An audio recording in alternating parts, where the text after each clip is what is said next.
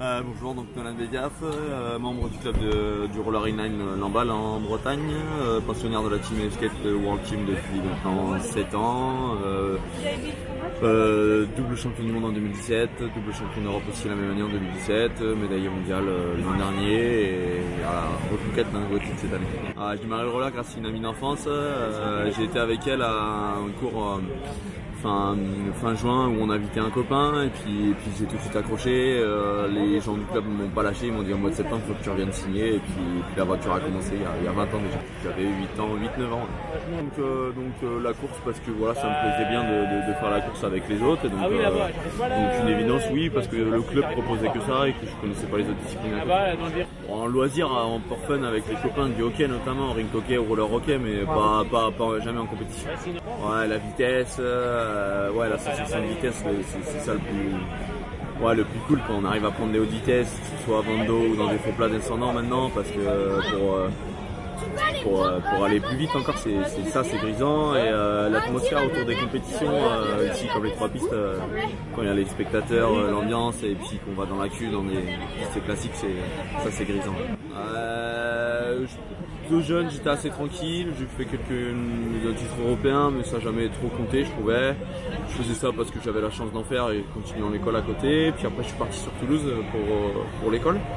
Et à partir de là j'ai commencé à m'entraîner avec avec un groupe assez costaud et des gens plus forts. J'y ai pris goût, je suis rentré dans une équipe professionnelle, professionnelle pas payée mais professionnelle quand même dans l'encadrement qui est des RPM Poly. Et à partir de là je me suis dit bon maintenant tu as une équipe, des gens comptent sur toi et tu as une confiance, il faut leur rendre leur confiance et essayer d'être le plus fort possible. Et c'est à partir de là que je me suis vraiment mis et que j'ai commencé à m'entraîner dur. J'ai mis du temps à être performant, j'ai appris beaucoup dans l'ombre, on va dire, de grands patineurs comme Alexis et Ewen qui étaient tout le temps en équipe de France. Donc les championnats d'Europe, j'arrivais à les courir parce qu'il y avait 3 personnes, mais les championnats du monde jamais, vu que c'était 2 et que j'étais dans la hiérarchie, si on peut dire ça, j'étais le 3e, donc j'ai jamais eu trop ma place. Et puis à un moment donné, il y a eu des désistements et puis le fait que ma place est venue, donc les premières courses c'était vraiment horrible, c'était un peu dur, mais c'est ça qui a fait le déclic. Et puis après j'ai montré que j'étais un maillon fort au fur et à mesure que des courses que je faisais, que ce soit championnat d'Europe ou championnat du monde, que j'étais un maillon fort de l'équipe de France sur la route notamment, et que maintenant c'était plus un choix parce qu'il manquait des personnes, mais que c'est un choix je pense avéré pour le sélectionneur maintenant. Après tous les ans je me remets en question et j'essaye de regagner ma place comme tout le monde.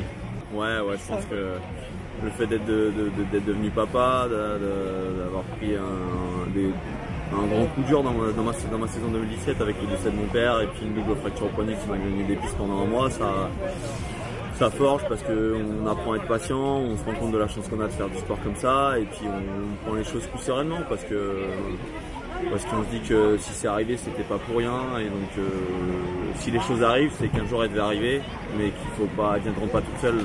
J'avais travaillé donc c'est arrivé je pense parce que ça devait arriver.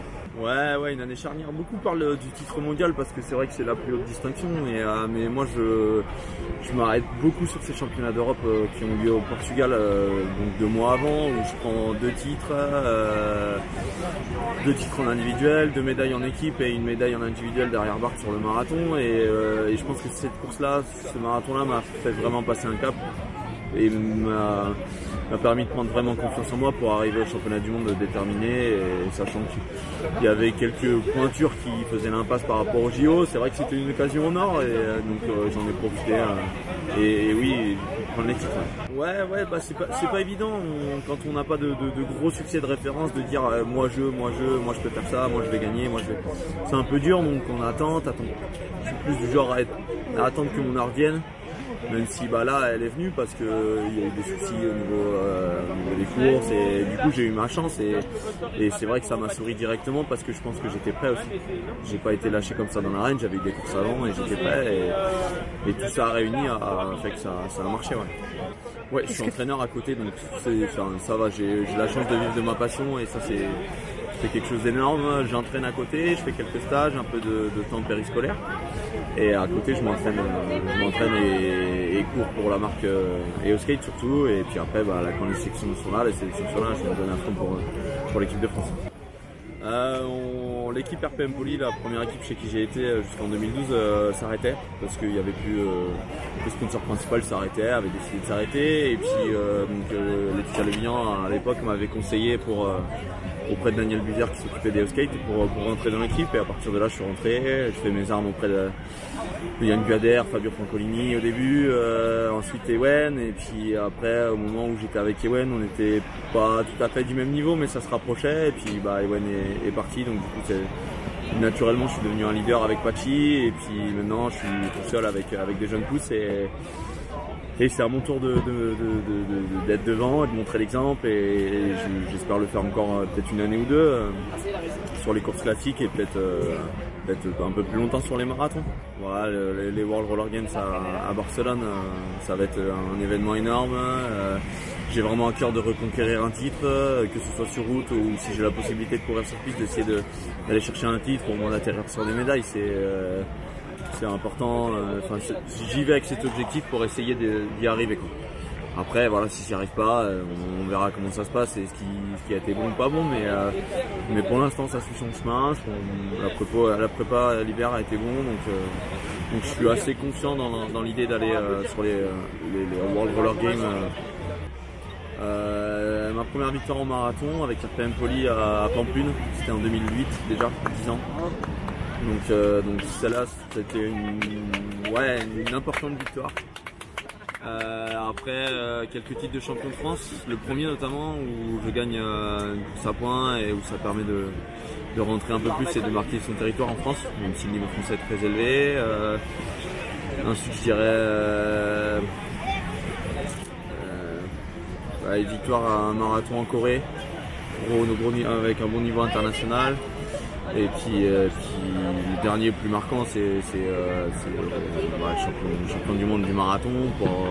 J'ai eu la chance de courir avec le maillot de champion du monde dans beaucoup de villes en France et à l'étranger. Donc ça c'est le sommet de ma carrière. Après sur cette année déjà le petit Berlin où j'ai gagné en solitaire, j'en suis très content. Je le vois beaucoup plus sur les marathons. Je pense qu'il faut aller chercher les gens dans les villes, sur des marathons au centre-ville. Essayer de se tourner un peu plus vers on va dire la population, les gens un peu plus loisirs ou la masse, comme des marathons comme Berlin où on fait un tour de 42 km, ça intéresse plus les gens, plutôt que de faire plein de petits tours à Rennes. Je pense que c'est mieux. Je pense que le marathon de Dijon cette année va encore plus aller dans ce sens-là, avec j'espère une grosse participation pour ce marathon, ou un peu comme Paris aussi où ça se développe. Donc je pense que ça passera par les marathons, et puis après ça reviendra un peu sur les courses sur piste, même si les courses sur piste sont bien plus dures et que c'est plus pour de l'élite, je dirais. Chez les jeunes c'est formateur, mais chez les grands c'est vraiment de l'élite. Même chez nous déjà en senior en France, il y a un niveau de 10-12 patineurs qui potentiellement peuvent aller au championnat d'Europe, championnat du monde. Donc c'est là pour moi les marathons et les pistes plus réservées à l'élite. Je reçois ma femme parce que c'est important et parce qu'elle m'aide beaucoup. En 2017 elle a été un pilier de mes victoires, donc ma femme, et puis j'oublie pas les entraîneurs aussi, que ce soit mon premier entraîneur Benoît Talbourdet à Lamballe, Vincent ensuite qui m'a suivi, Vincent Morvan, Mathieu Barrault, un peu Pascal Priant toujours de temps en temps donner quelques conseils, et puis dernièrement Alain qui fait partie des travailleurs de l'ombre pour ces titres d'il y a 2 ans et même la médaille de l'an dernier.